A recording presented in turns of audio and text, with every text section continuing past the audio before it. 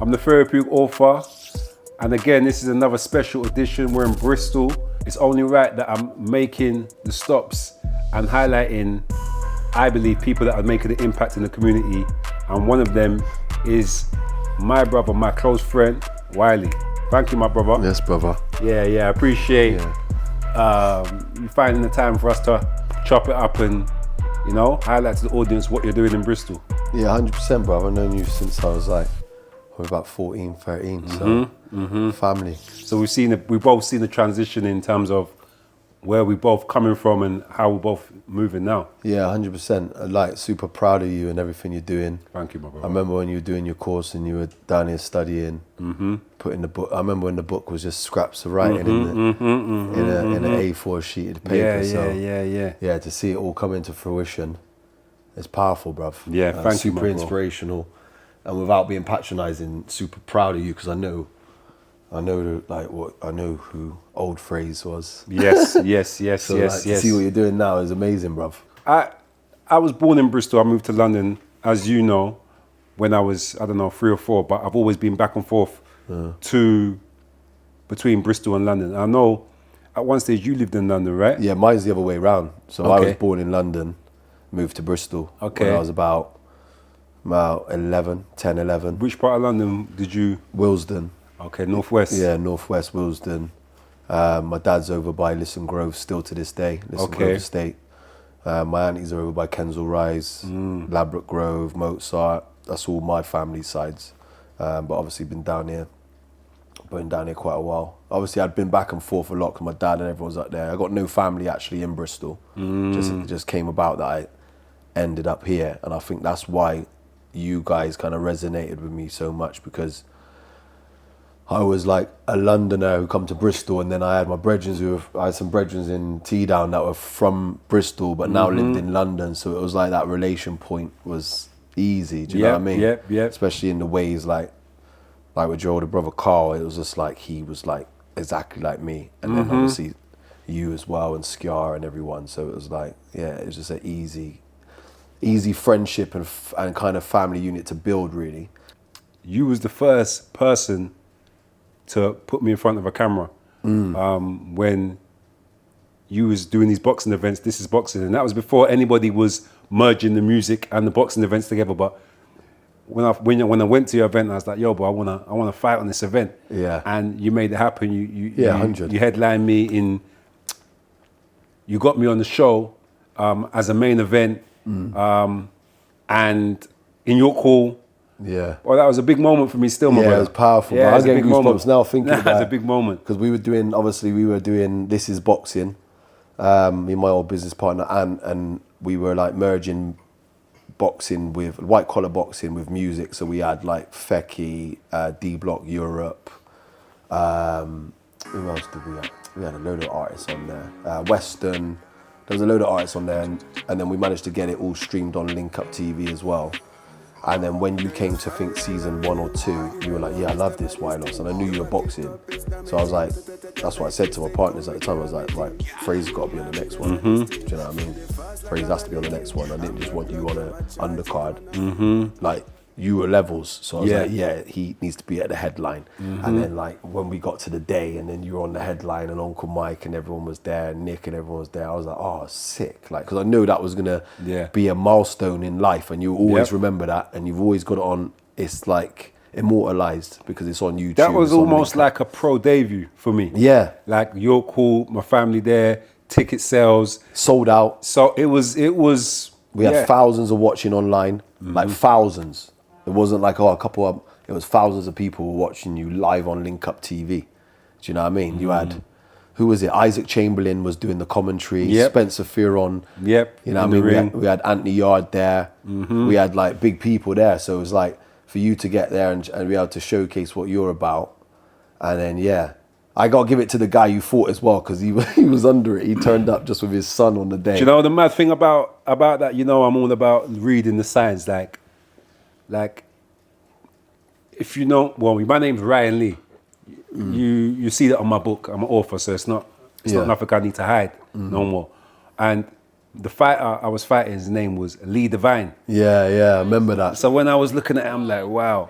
But he gave a good challenge. Yeah. He come up short, but Yeah, he it was come still, up short. It was still a good. He wasn't on your level, but I just rate the way that he turned up. Yes. No, like, kind of like airs and graces. He's turned up with his son. Yeah. With his bag. Like, what time are we on? Yeah, And yeah, that was yeah, it. yeah, Like, yeah, but yeah. you like obviously you outclassed him, but he had quite a bit of experience as well. To be Yeah, fair. he had more experience than me. Yeah, He was a tricky sort of customer in terms of he knew what to do to not get stopped. Yeah.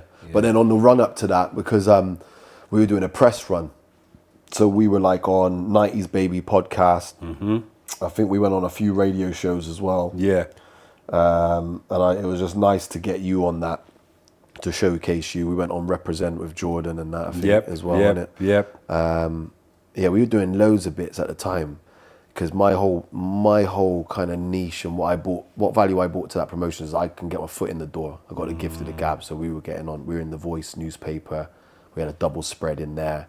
We were on Rinse FM, all the London West Side radio. Like, we were on all the radio stations across London. And even though I was based in Bristol, we had to do it in London. All the press was done in London. Mm-hmm. And that's where all the noise was being made. Mm-hmm. And I was just super proud that you got to hold the This Is Boxing title. Yeah. And took that home. And Uncle Mike, God rest his soul, was yeah, man. That was powerful. And you know what, as well? Because he was dancing in the ring. He jumped in the ring, he was dancing. My dad had a great time, man. Like, to be like, oh, Uncle Mike, all right. He's like, oh, my son. Oh, man. You see, the thing about my dad is like, if the audience don't know, he was a fighter as well. Yeah. So, super proud moment for him. super proud moment. And as you got to remember, York Hall is like the mecca of British boxing. Yes. So, like, it was just all round powerful, bruv. I've never been so nervous watching someone fight in that fight. Like, my brethren was like, yo, bruv, you got to be neutral. And I mean, if you like clock the footage, I'm like, Freeze, come on, come on, Freeze. Like, you get me? Because it couldn't be neutral, because it's my family's in the ring, do you know what I mean? But it was sick to have everyone there. And Dipset was there. Everyone was there, man. It was powerful. deep, man. Do you know what I think is deep as well? Is like, as I said before, you took me on like almost like a press run. And I was so not used to being in front of the camera talking, even though to some it might have seemed like, yo, it's natural for you. I just wasn't used to that. And it makes me think about expression. Yeah. Where I was coming from, because I'm so used to not talking. Yeah. To being observant, to watching my surroundings. Well, you were at your comfort zone, but now that zone is your comfort now. Yeah. You're comfortable in that zone. I think at the time you weren't used to it, and like, you're a brother who's from the road, so it was like, you don't really want to put your face on show too much and be on, you know what I mean? And then that was you were transitioning in that point, at that point there. So, yeah, you could see that if you look at, I've watched those podcasts like 90s Baby and that, you could see you're more like, you're sussing everyone out and like more observing. Yeah. And now obviously with everything you've done, with writing the book, with doing your qualification, and that, you've always been confident, but now you're confident in front of the lights, in front of the screen. So it's nice to see that transition and that evolution as well. Yeah. It is really good. But yeah, I was proud. That was one of my biggest takeaways from This Is Boxing, was not affording you the opportunity, because you created the opportunity yourself, but to see you do it all and then get the belt, and then it all like crescendoed in that piece. It was like, oh, the climax, and he's won it. Yes. You know what I mean? Yes, it was like, it was like perfect kind of thing. And then we had the after party and stuff. I was gutted because obviously with COVID, we got that year 2020, we got our pro promotions license. Like, big up, and he went and done the qualification and sat down and done it with the British board. Got that pro promotions license. We were going to do the next season as a pro, as a pro show. Then obviously COVID happened, everything got locked down. We couldn't do a venue or nothing. And then obviously his path went a different way, did really well for himself in his investments and whatnot. And he's gone that way. And then I had to kind of rethink everything, because at the time I had all my eggs in that basket a little bit. I thought, oh yeah, this is what I'm doing. I did a show called the Gym Link Up, where me and Ant used to go around interviewing fighters. I remember that, yeah. We went and interviewed Conor Benn, Isaac Chamberlain, Reactpour, Spider. Yeah, Craig Richards, Harley Ben as well. We were just going around interviewing them, taking a videographer with us for the day, and then putting that content out onto link up TV with a view to like promote our events really. But then I realized, oh yeah, I like the presenting side of it. I liked going out and cracking joke and making fun content. And then that kind of, again, all fizzled out as a result of COVID. So I had to reevaluate what I wanted to do.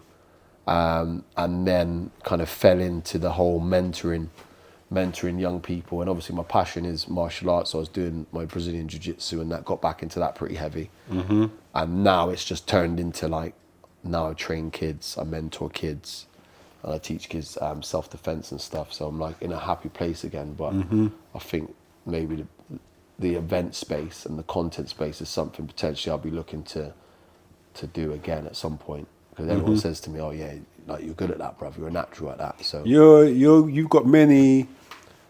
you're skilled in so many different areas, and what you just spoke about was basically being fluid and knowing how to adapt and adjust. So you're saying you're doing the mentoring, and you're linking it in with the jiu-jitsu. Talk to me talk to the audience and myself more about what you're doing. Yeah, so at the moment I'm a senior mentor for a company. So day to day I work for an alternative learning provision. So when a young person isn't really getting the most out of being in a mainstream school, whether that be due to behaviour or special educational needs, like, I don't know, autism, ADHD and things like that, they're not really getting that evolution or able to kind of develop within that structured mainstream schooling. So they'll come to us. So I'll tend to pick up young lads in the morning. I'll take them to their education, help them with their education, whether it be English, maths, PSHE, whatever it might be. We do that in the morning. And then in the afternoon, we'll do some kind of vocational activity. So that could be taking them bowling or taking them to the gym or taking them, obviously my skill set is martial arts. So a lot of the time I take them to the gym and I'll teach them self-defense, Brazilian Jiu-Jitsu, combative Jiu-Jitsu, and situational awareness and stuff like that. But at the same time, all throughout the day, you're constantly teaching Communication, them. Yeah, because they'll say things throughout the day and you have to correct them. Like, come on, you need to have a mindset of this. And so you've got you're constant. And obviously, I'm a father of 5 sons. Yeah. So for me, it's kind of like, it's just pretty standard, because the stuff I would say to my sons is what I'm saying to these young lads in the job. Yeah. And I think I did like, obviously, I'm like a man of faith. So like, there was a point where I prayed to God for a job of purpose, as opposed to before you're just looking for money, innit? You're just trying to like line your pocket, and you get to a certain age and that's not fulfilling enough, and you wanna aspire to righteousness, and no one's ever going to be truly righteous, but you have to make the steps to get to that point if you want to leave this earth and go on to the, you know what I mean, where you want to be at. So I did pray to God for a job of purpose, and then I just fell into this mentoring, and now I'm a senior mentor, and I'm good at the job. There's definitely something I can be confident saying I'm really good at the job, because I get through to. I've been in this new place for maybe about a month, and I've already built strong rapport. I've got young lads who are asking for multiple sessions with me. I had one lad who I was mentoring just for one day. Now he's asked me. Now I've got him 3 days. Do you know what I mean? It's that kind of, and it's not because I'm doing anything other than being myself and being like the father that I am. Do you know what I mean? To my boys. Sometimes I have to be a father. Sometimes I have to be a big brother, but I'm always trying to set the right example. And I'm learning myself, and I'm learning through these youths as well. Like, I'm seeing the behaviours and stuff in them, or I'm seeing trauma-based behaviours in them, and I think, oh yeah, that's why I do that, or maybe that's why I've got that. Do you know what I mean? So there's a lot of learning on both sides. Two-way street. Yeah. So I'm going to get into your children in a second, because how you are as a father, I've seen personally, bro, how the dedication that you have with your boys. Yeah. And obviously, my dad was a great dad, so for me, it's the same. It's a standard thing, but I still am always inspired by how you move with your children. Yeah. You know what I mean? Yeah. Being around you and the energy is always a good feeling. But back to the young children, yeah, emotionally, and you're giving them a structure, you're giving them a routine. How the benefits of having somebody like you in their life, how are you able to see that? Well, a lot of these kids, what they're lacking is consistency in someone. Okay. So they're used to people letting them down or being there 1 minute and then not the next. So their trust in people is on the floor. So that's what a lot of it is. It's about it's building their confidence, building confidence in them, in you. So I'm not going anywhere. I'm always here for you. I'm going to be here. Like, they might not even engage. You might pick a young lad up and he's not engaging with you at all. But I'm still coming tomorrow, bro. And I'm still coming the next day. And I'm coming the next day. And then after a bit, they think, right, this guy's, he's keep turning up. Like, he's not, because they're used to, they don't want to open up or open that door because they're used to it being shut back in their face. And, I opened up and now he's gone. Or I opened up and she's gone. Or I had a mentor and now they've gone. Or, do you know what I mean? So it's like, it's about building that confidence in them to know, like, I ain't going nowhere. I'm here for you. And then after you, and like I say, I've said that to many youths that I've mentored, is like, I'm not here for the staff, you know. I'm not here for these people. I'm not here for the business. I'm not on the I'm here for you lot. Like, my priority and my whole like purpose in this job is you. Imagine, bro, yeah? What you just said is exactly what I said to the children I work with in the schools. Firstly, what the teacher said to me when I first started working in the schools, from you see the kids showing up each week, you're already winning. Forget what's going on in there. And what I say to them when I'm in the classroom with them, because I do therapy work with them, I say to them, listen, you're my priority, not the teachers in this space. No. This is about your space that you can basically express yourself. Yeah. And again, the consistency. And sometimes it's just about holding the space. Sometimes it's not about always even trying to advise them. No. Each child is different. Yeah. So it's working with, especially with mainstream school, it's like this one size fits all approach all the time. 100%. They're just in there and they're meant to be programmed, and anyone who 100%. anyone falls out of that parameter is seen as a problem, and it's like, right, get them out, get them in isolation, or do a managed move, or 100%. suspend them and whatnot. And there's too much of that in the mainstream school. 100%. I worked as a school engagement manager on the National Citizen Service, so I was in a lot of schools doing assemblies and getting expressions of interest from young people. And I was, a lot of the time, bro, I was just disgusted, like, at how these kids are spoken to and treated in a school environment. Sit down, shut up, tuck your t-shirt in, blah, blah, blah. You know what I mean? I used to think, like, you're not getting spoken to like that in the real world, unless you're going in the army or something like where you've got to be, you know what I mean? You're literally a soldier. But they adopt that approach with kids in school. And a big thing that I noticed in schools, like, they're never trying to get a smile out of the student. Like, that's not a priority at all. It's just about, right, I go in, I'm giving you the curriculum, this is what you got to learn it, done. That's it. I don't want to hear no back chat. But they're never trying to, like, do you ever try and get a smile out of that kid? You ever trying to make him laugh? They think, oh no, that's not my job to make him laugh. Well, it is a little bit. You've got to get them to warm to you, to be able to empathize with you. 100%. And relate to you, and then they'll engage. And then whatever you're 100%. putting forward to them, they're going to reciprocate a lot more powerful. So 100%. I think one of my main areas of unique ability to be able to get through to these kids is bringing a smile out of them and having a bit of banter, like, yo, bro, what are you saying? Well, you ain't got a trim today. Come, man, you need to, like, just a little banter. And they're like, hey, this guy's like one of us. Why is he running jokes on, man? And do you know what I mean? Has anybody ever tried to get through to you when you've been closed off and defensive, but they're still trying to get their point across? Yeah. What ends up happening in that situation? You're just kind of clashing. Yeah, because it's like, so it's like, the point of me asking you that is, with these young people, when teachers are, and I know for some of them it's not easy but when teachers are showing up, you can't expect them to gauge what you're saying or deliver, even be able to drop nuggets so they get it, if you're dealing with them a certain way. Yeah. Like you said. From an authoritarian approach. Right. And it's not, like, for me, the school curriculum never worked for me. No. I was from the school to prison pipeline. Yeah. And I believe in order to make things better for the education, there's a lot of things I can say, but I believe, again, we need to focus on children as individuals. Yeah. So getting more people like myself, like yourself, in schools, for them to express themselves, whether it be through Jiu-Jitsu and just conversations. And also, a lot of the teachers, they're carrying their emotions, things that are going on in their home, their everyday life, into the school. Yeah. So it's like for them, maybe they need even therapy. There needs to be a system for them to even maybe, you know what I mean? Yeah, definitely. I think they need to, and they're like inundated with work. That too. Yeah, they've like, you know what I mean? It's not an easy job being a teacher. Mm-hmm. But you need the right people in position. It shouldn't just be about getting a qualification and like, right, in you go, you've got the qualification, you know maths. You got the qualification, you know science. It's a people skills job. It's not just the edge. I think that's about 30% of it. You've got to have the content. You've got to have you've got to have the knowledge of the subject matter that you're going to be putting forward to these youths. But at the same time, you've got to be able to engage with young people. I see too many teachers who are like, they know the ins and outs of science, they know the ins and outs of maths, but they don't know how to engage with a young person. And that is that's where the problem lies.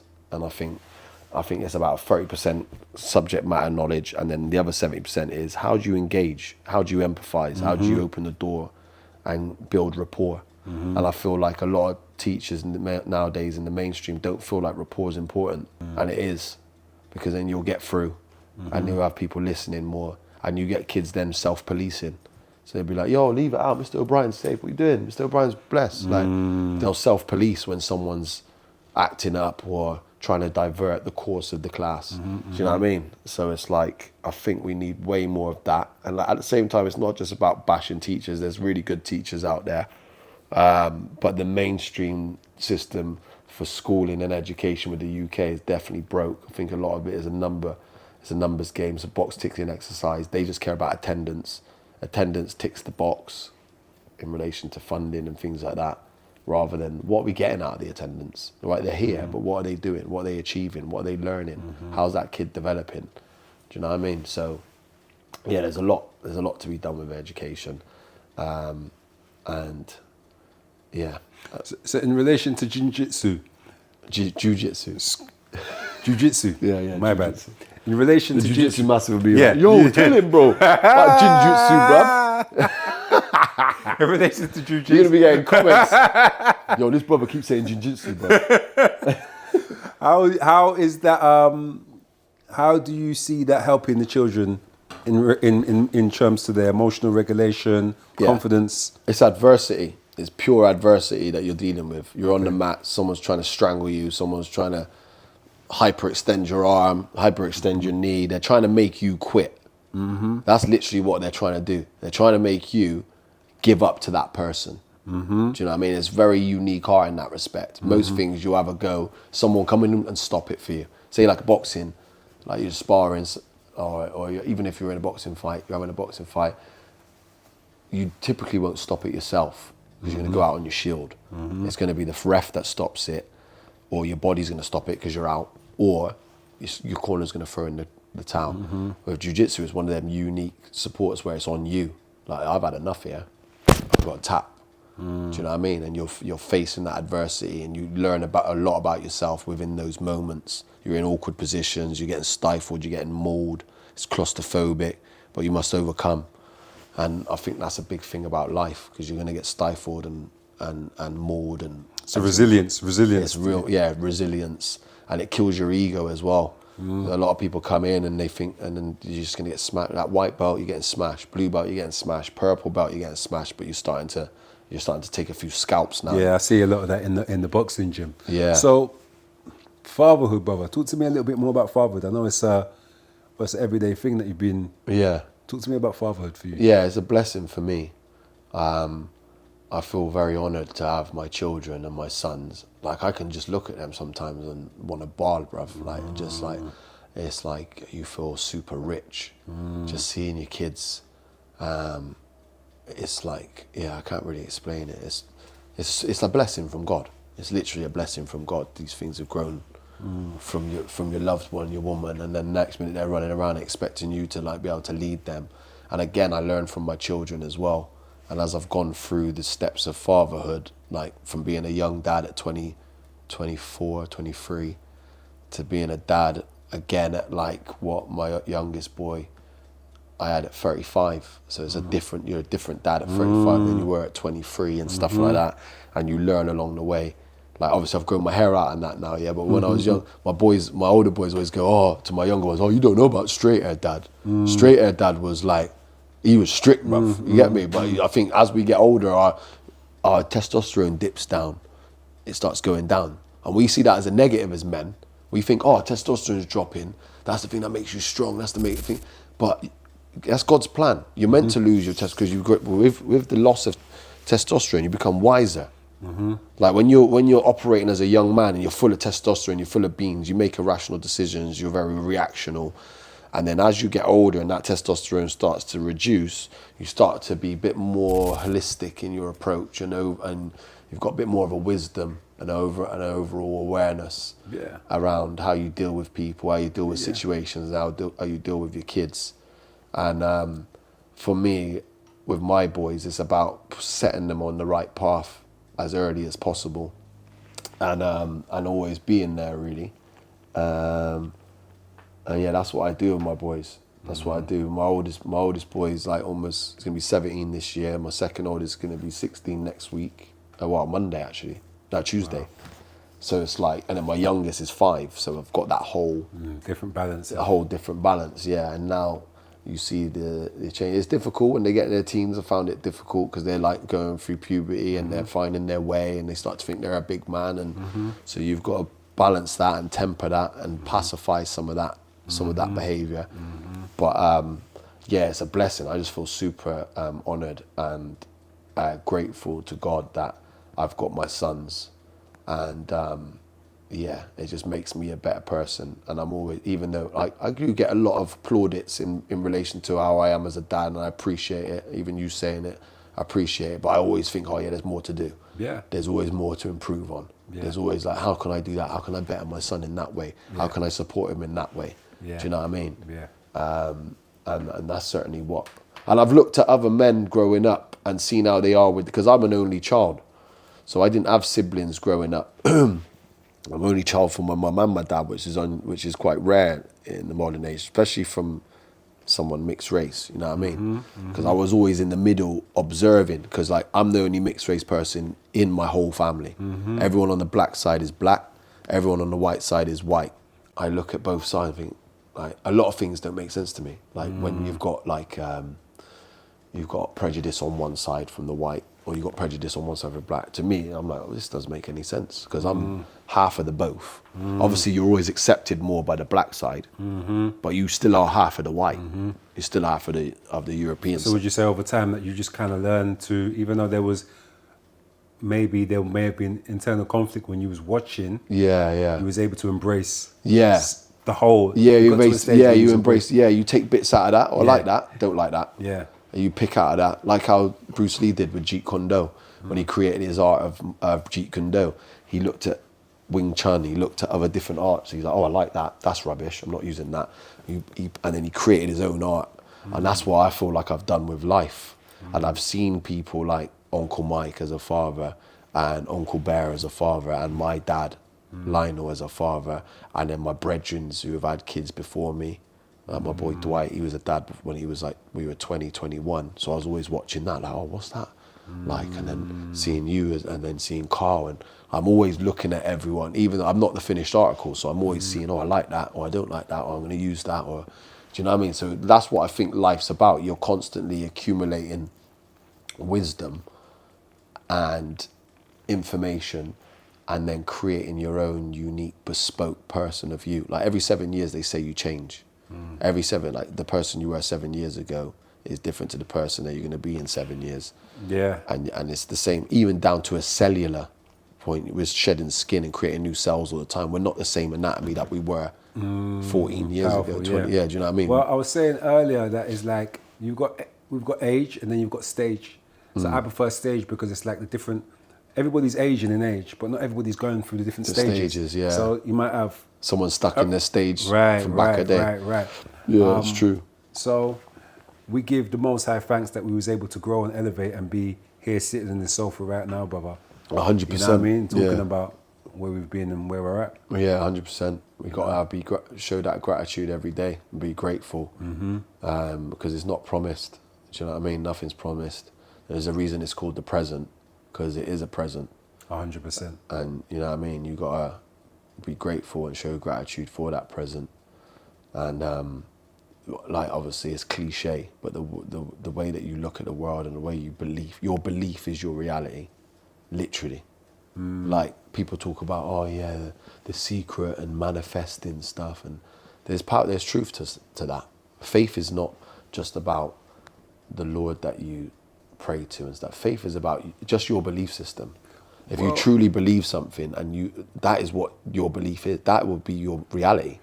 So you got to make sure whatever that belief is congruent and positive for your well-being and your development.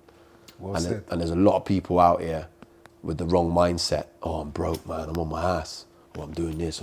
That's going to be your reality, bro. 100%. I don't even talk like that no more. I used to talk like that years ago. Like, oh, man, I'm on my ass. You'll never hear me say that. So what you're talking about is basically creating your own reality and being aware of the words that you're using. Yeah. When you're... Because they're spells. That's why you're spelling out words. Because you're casting spells on your own reality all the time. And we all fall foul of it because the devil is a liar, mate. So then sometimes if we're based on emotion or something, we've had a rubbish day, then we can. It's very easy to go down that road of like, oh man, this is rubbish. But then that's going to be your reality. Do you know what I mean? So you've got to constantly have mental checks with yourself. Right, hold on, I'm thinking like that. Right, come on, I need to focus. I need to think like this because it's got to be beneficial to me. It's got to be benefit. And my influence has a knock-on influence on my family, on my missus, on my kids. How I influence my kids are going to go out into the world and influence the people that they come across. That's how we're all connected. Everything's connection. We're all living off one organism. We're on this one planet, living on it, and we're all living our individual lives thinking, oh, no, I'm just living my life. I've got to accumulate my money. I've got to accumulate my materialism. When the grand scheme is not, it's bigger than that.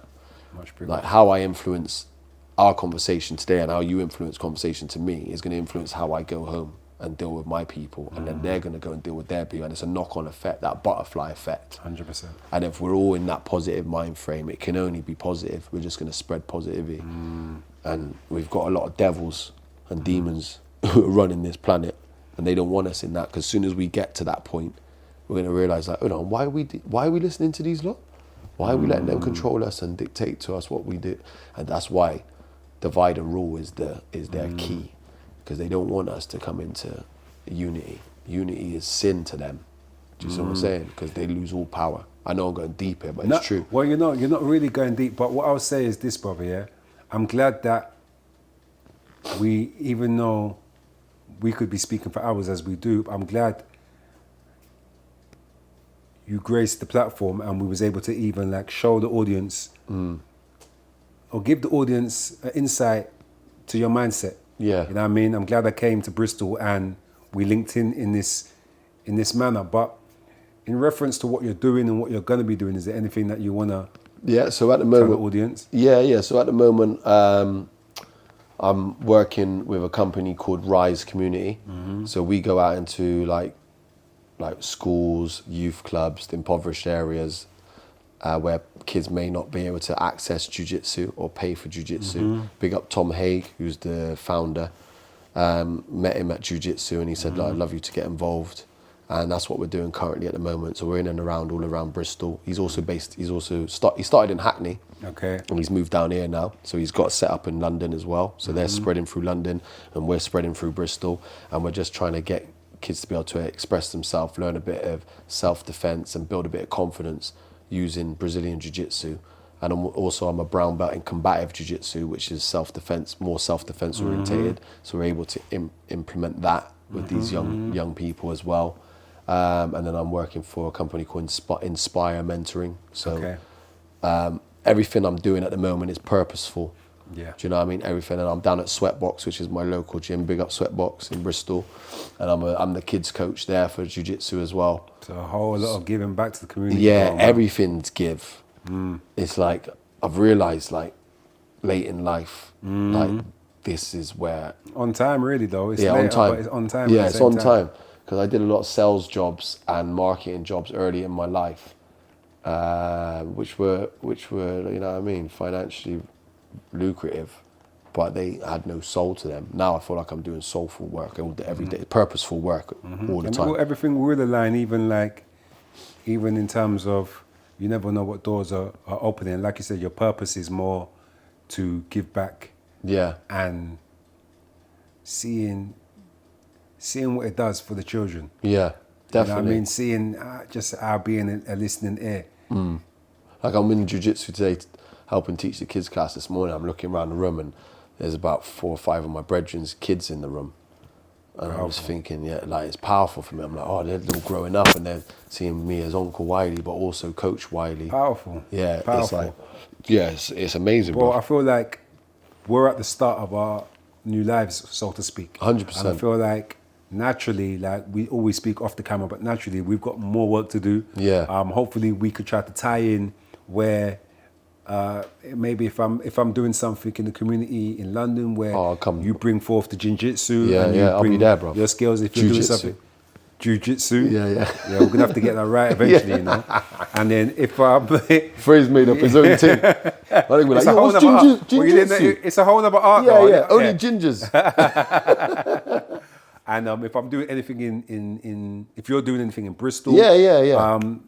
It'd be can- good for you to come and I'd love that actually with Inspire. I'm going to speak to the guy, I'm going to speak to the owner, George, because you'd be a perfect person to come and speak to some of these youths that we're working with. Definitely. That's definitely going to happen. 100%, my bro, 100%. And also, even on the content, like you said, you might pick it up.